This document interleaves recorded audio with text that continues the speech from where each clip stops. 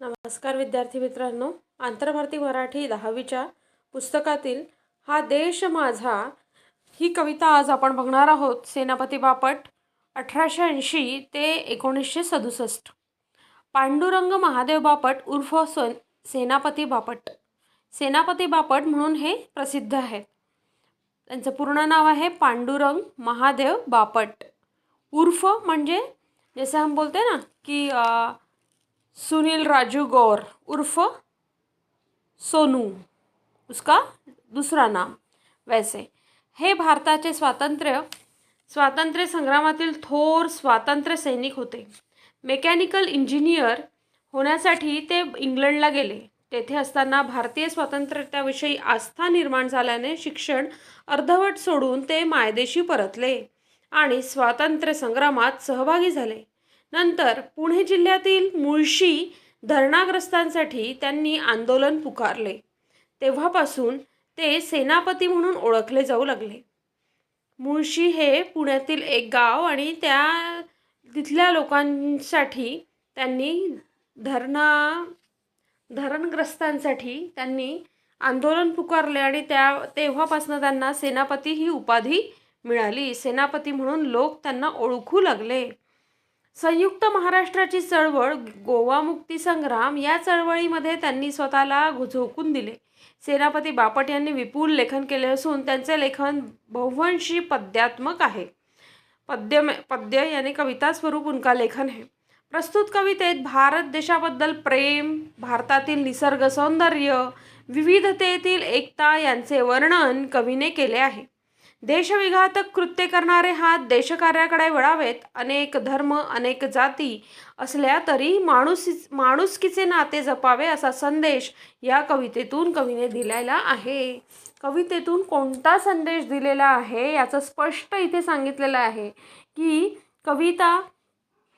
कवितेत भारताच्या देशप्रेमाबद्दल, आपला देश जो आहे भारत, त्या देशावर प्रेम करण्याबद्दल, भारतातील निसर्ग सौंदर्य, विविधतेतील एकता यांचे वर्णन कवीने यात केलेले आहे. भारताची विविधतेमध्ये पण एकता दिसून येते. विविधता भारतात कशी आहे तर धर्म, भाषा, जाती, ना वेगवेगळे राज्य, त्यांच्या भाषा, त्यांचा धर्म, त्यांचा वेश, अशा प्रकारच्या विविध गोष्टी भारतात आहे. पण तरी देखील एकता आहे. ही एकता इथे कवीने दाखवलेली आहे. त्याचे वर्णन त्यांनी केलेले आहे. याशिवाय देशविघातक कृत्य करणारे हात देशकार्याकडे वळावेत. बरेच जे युवा आहेत ते काय करतात तर नको त्या वाईट गोष्टीकडे आपली एनर्जी, ऊर्जा जी आहे ती खर्च करतात आणि आपलेच नुकसान करतात. याशिवाय आपल्या देशाचंही त्यामुळे नुकसान होतं. जसं दंगली, मारामारी, भांडणे, अनिष्ट गोष्टी यामुळे आपले सामर्थ्य तर वाया जातच, आपला वेळ वाया जातो, शिवाय देशाचं पण खूप नुकसान होतं. याशिवाय जर आपण आपली शक्ती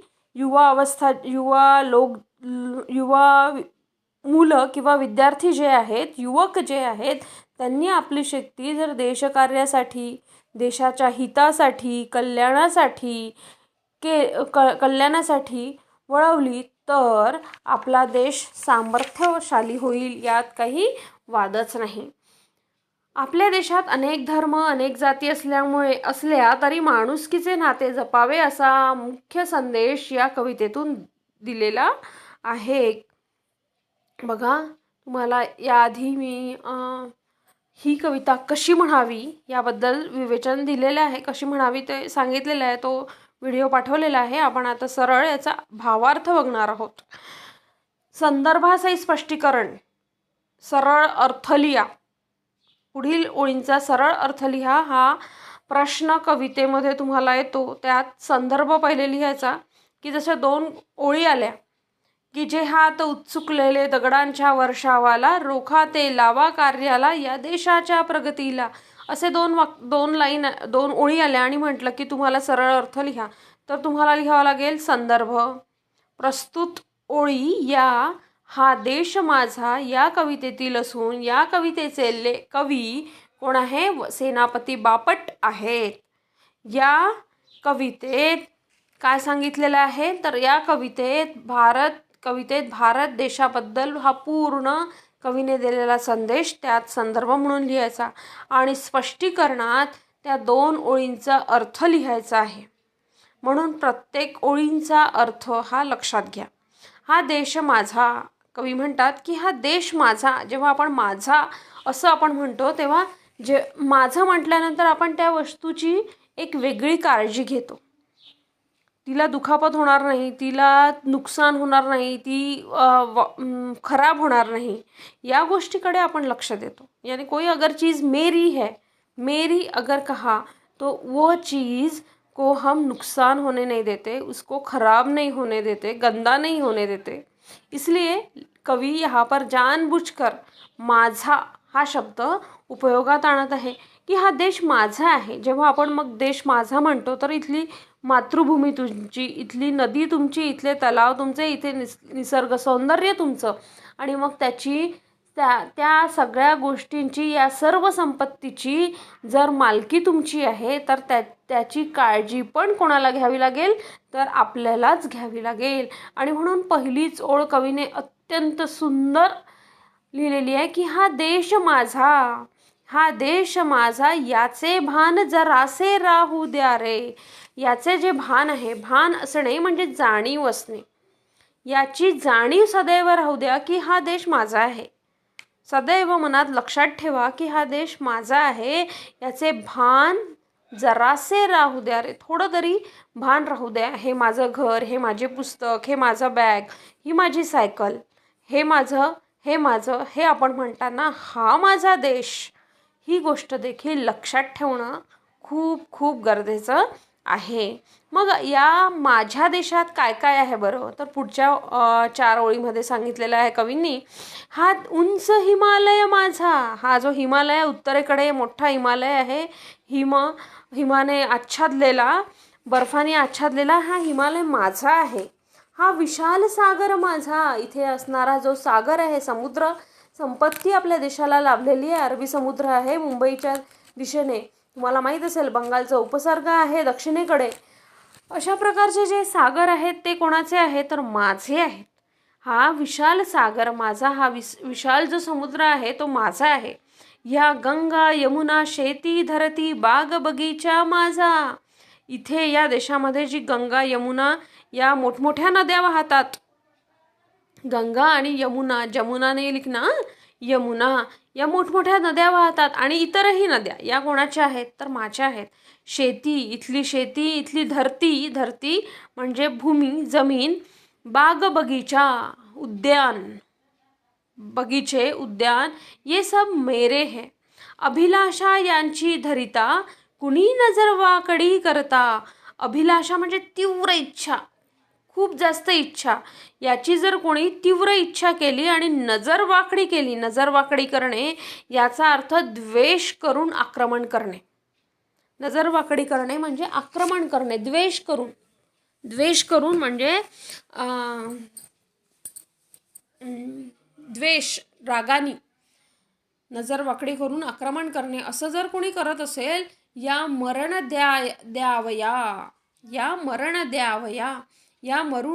द्यावया, मृत्यू देण्यासाठी, यमसदनाला धाडण्यासाठी काय करावं लागेल? स्फुरण आपल्या बाहू पाऊ द्या रे. स्फुरण आपल्या बाहू, स्फुरण म्हणजे जोश आणि बाहू म्हणजे हात. इथे बाहू म्हणजे हात. आपले जे हात आहेत ते स्फुरण पाहू द्या म्हणजे जोश येऊ द्या. जर कोणी आपल्याकडे वाकड्या नजरेने जर बघत असेल, आपल्या देशाकडे जर वाकड्या नजरेने कुणी आक्रमण करणार असेल, कुणी वाईट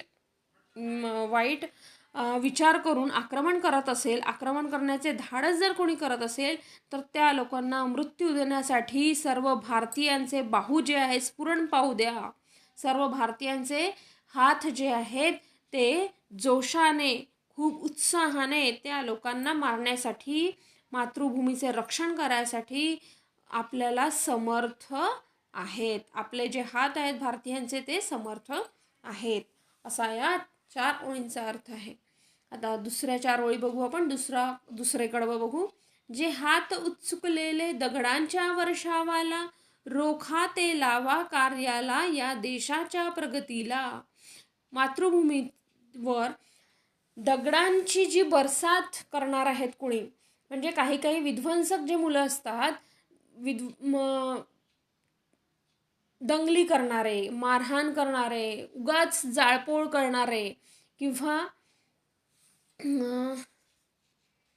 असे जे मुलं आहेत, मारामारी करणारे, भांडणं करणारे, अनिष्ट अशा गोष्टी करणारे, असे जे आपलं सामर्थ्य जे आहे ते अशा प्रकारे वाया घालवणारे जे आहेत, आणि दगडांच्या वर्षावाला, वर्षाव, कशाचा वर्षाव म्हटलेला आहे? वर्षाव म्हणजे खूप धोधो असा पाऊस जो म्हणतो त्याला आपण वर्षा म्हणतो.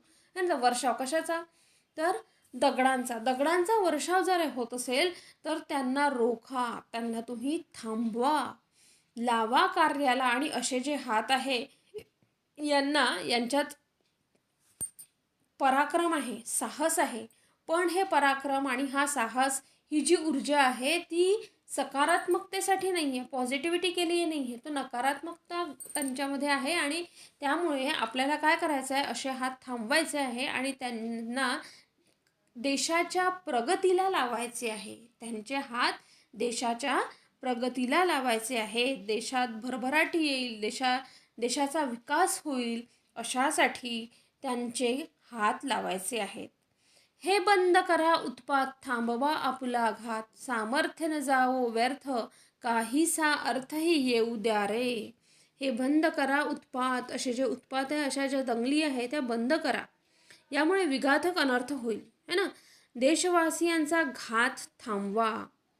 विघातक गोष्टीमध्ये आपली शक्ती फुकट न जाता, वाया न जाता, निरर्थक न जाता, आपल्या सामर्थ्याला योग्य अर्थ, योग्य दिशा द्या. आपल्याजवळ जे सामर्थ्य आहे, जी ऊर्जा आहे, त्याला ते व्यर्थ न जाऊ देता त्याला काय करायचं आहे? योग्य दिशा द्यायची आहे. तिसरा पाहू, शेवटचा.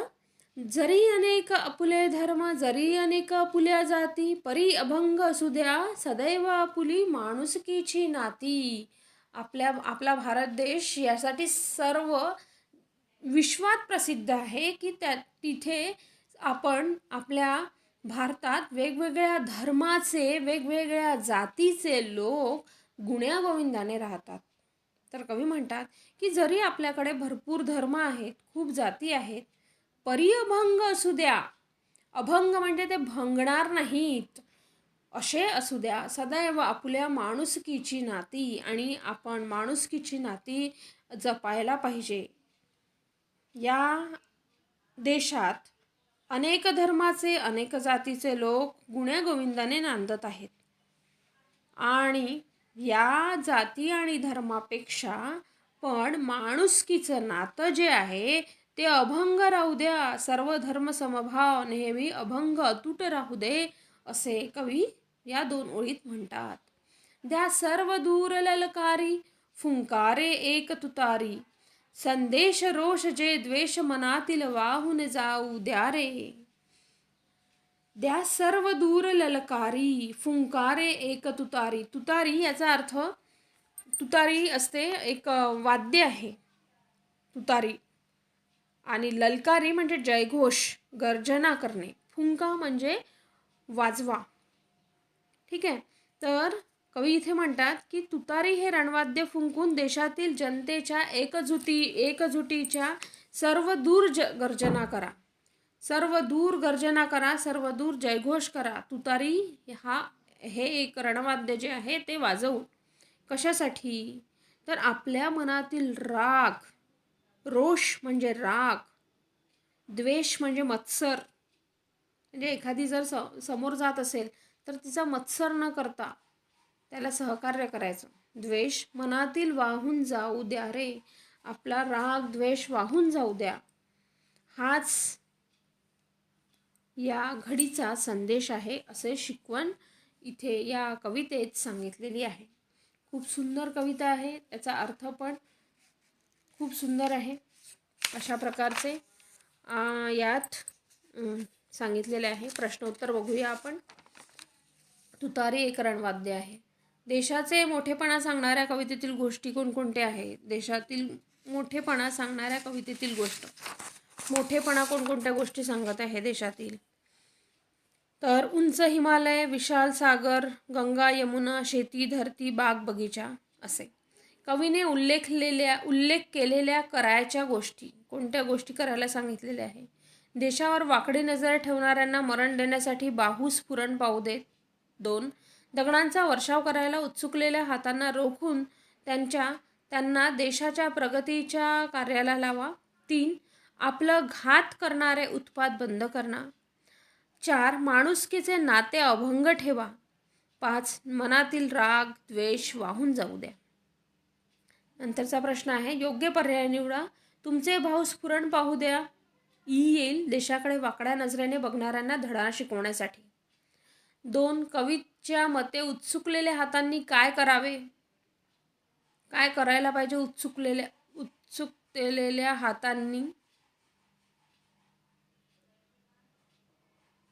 देशाच्या प्रगतीसाठी कार्य करावे. सत्कार्याला प्रोत्साहन द्यावे. हाताची उत्सुकता तशीच ठेवावी नाही, हे तर नाहीच. शैक्षणिक कार्याला प्रोत्साहन द्यावे, त्याहीपेक्षा देशाच्या प्रगतीसाठी कार्य करावे, हे या कवितेत सांगितलेलं आहे. देशातील विविधता दर्शवणारी कवितेतील ओळ शोधून लिहा. कवितेतील ओळ शोधायची आहे. विविधता दर्शवणारी कोणती ओळ आहे? जरी अनेक आपुले धर्म, जरी अनेक आपुल्या जाती, परी अभंग सुद्या सदैव आपल्या माणुसकीची नाती. या 4 ओळी. एका शब्दात उत्तर लिहायचं आहे. कवीने जपायला सांगितलेली गोष्ट, कोणती जपायला सांगितलेली गोष्टी? माणुसकीची नाती. सर्व दूर ललकारी देण्यासाठी वापरायचे साधन तुतारी. कवितेचे नाव, कवीने उल्लेखलेल्या नैसर्गिक गोष्टी, कवितेची मध्यवर्ती कल्पना. कवितेचे नाव काय आहे? हा देश माझा. कवी कोण आहे? सेनापती बापट. आणि कवीने उल्लेखलेल्या नैसर्गिक गोष्टी हिमालय पर्वत, गंगा यमुना, नद्या, शेती भूमी, विशाल सागर, बाग बगीचा इत्यादी. कवितेची मध्यवर्ती कल्पना काय आहे? तर देशाभिमान व विविधतेत एकता या मूल्यांची जोपासना करावी व देशविघातक शक्ती देशकार्यात खर्ची करून माणुसकी जोपासावी. ही गोष्ट या कवितेतील मध्यवर्ती कल्पना आहे, म्हणजे संदेश आहे. अशा प्रकारे आहे. कवितेतून मिळणारा संदेश तुमच्या शब्दात लिहा. आता तुम्हाला लिहिताच येईल कवितेतून मिळणारा संदेश काय मिळतो आहे आपल्याला संदेश या कवितेत. तर आपल्या मातृभूमीची जाणीव आपल्याला ठेवावी. पर्वत, सागर, नद्या, शेती, बाग बगीचे यांनी समृद्ध असलेला आपला भारत देश हा माझा आहे हे लक्षात असू द्यावे. या देशावर जर कोणी वाकडी नजर करत असेल तर आपल्याला सगळ्यांना एकनिष्ठेने, शक्तीने, बाहुबलाने त्यांना नेस्तनाबूत केले पाहिजे. त्यांचा प्रतिकार केला पाहिजे. आपल्या मातेचे रक्षण आपणच करायला पाहिजे. दंगली, मारामारी या प्रकारचे विघातक कार्य करणाऱ्यांचे हात जे आहेत त्यांना थांबवायला पाहिजे आणि त्यांच्याकडून चांगल्या कामासाठी योग्य दिशा द्यायला पाहिजे. तसेच विविधतेत ऐकतात सर्व धर्मभाव या मूल्यांचा जय जयकार करा. मनातील द्वेष व राग वाहून जाऊ द्या. देशप्रेम जागृत ठेवा. अशा प्रकारचा मोलाचा संदेश या कवितेतून मिळतो. दुसरा प्रश्न आहे, स्वतःचे सामर्थ्य देशासाठी वापरा. याविषयी तुमचे विचार स्पष्ट करा. स्वतःचे सामर्थ्य देशासाठी वापरा म्हणजे आपलं जे सामर्थ्य आहे ते जंगल, दंगली, जाळपोळ, भांडण, अनिष्ट गोष्टी यामध्ये न घालवता देशाच्या कार्यासाठी वळवणं खूप आवश्यक आहे. उद्याचा सामर्थ्यशाली भारत निर्माण करण्यासाठी स्वतःचे सामर्थ्य देशहितासाठी वापरणे फार गरजेचे आहे आणि तेच श्रेयस्कर आहे, सर्वांच्या हिताचे आहे. आपल्या देशात युवा पिढी जी आहे, युवा शक्ती जी आहे ती खूप मोठी आहे, प्रचंड आहे आणि ती जर शक्ती अयोग्य कार्य करत असेल, नकारात्मक कार्य करत असेल तर ते चुकीचे आहे. त्यांच्याकडून सकारात्मक कार्य करवून घेणे, त्यांच्या हातांना व्यवस्थित वळण लावणं हे आणि लावल्यानंतरच हा देश अधिक बलवान होईल. प्रत्येकाकडे जी सकारात्मक ऊर्जा आहे, शक्ती आहे ती अनाठायी खर्च न होता, आपलेच आपण नुकसान न करता, सामाजिक शक्तीची हानी न होता या देशाच्या प्रगतीसाठी वळवणे खूप आवश्यक आहे. अशा प्रकारचे विचार या कवितेत सांगितलेले आहे. धन्यवाद. आशा आहे की तुम्हाला प्रश्न उत्तर तसेच कविता समजलेली असेल. धन्यवाद.